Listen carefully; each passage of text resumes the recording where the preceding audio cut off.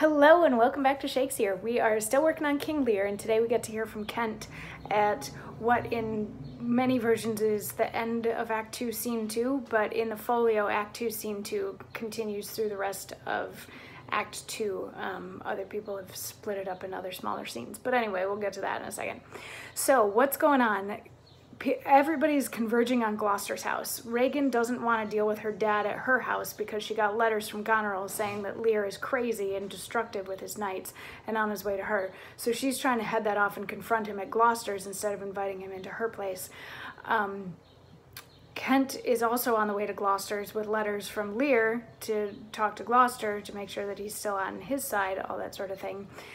And of course, Gloucester is already at his place with his sons and all of that. So Kent came in, and then Goneril's servant Oswald showed up with letters for Regan and or Gloucester from Goneril, and mistook Kent, who is in disguise right now, by the way, for just like one of the regular house servants. So they got into rather a skirmish.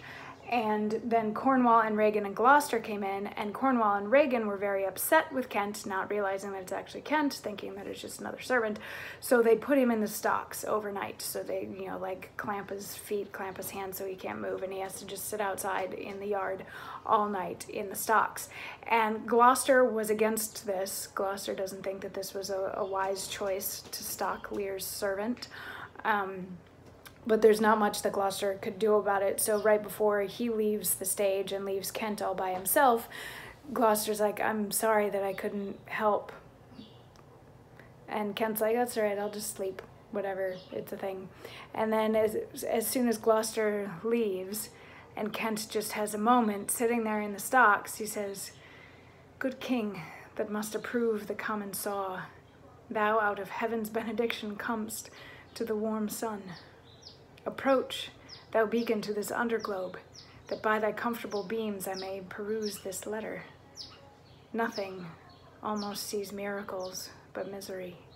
I know 'tis from Cordelia, who hath most fortunately been informed of my obscurate course, and shall find time from this enormous state, seeking to give losses their remedies.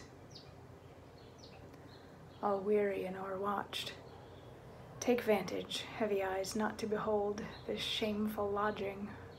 Fortune, good night. Smile once more, turn thy wheel." So it seems just like maybe a little bit like a sad guy sitting in the stocks wishing that he wasn't in the stocks, which yes, there's elements of that, and he just sort of wants to sleep through it so that he doesn't have to remember the fact that he was stalked and sitting outside of Gloucester's place. But we also find out a couple important things from this. We find out that Kent is in touch with Cordelia. Cordelia knows that Kent is in disguise, and Kent is waiting for Lear to show up, still very much on Lear's side. And just the line, "Nothing almost sees miracles but misery," is really, really hitting me today. So anyway, yeah, that's that. He has a moment alone, and he reads this letter from Cordelia that sounds like maybe some big things are coming from Cordelia and France, because that's where she is. So anyway, I will see you tomorrow for more as we dig further into Act 2, Scene 2, as it's called in the folio, Act 2, Scene 3, as it's called in many other versions of the play. So we get to deal with that whole fun thing. And just side note, there's tomorrow's episode, and then the episode after that is episode number 730, which means 2 years. 2 years of doing Shakesyear. In 2 days, I'll hit the 2-year mark. Isn't that fun? Kind of crazy. Anyway, maybe I'll do something for it. Maybe not, because I'm getting on a plane that day. We never know. Anyway, I will see you tomorrow for more Shakesyear. Mwah.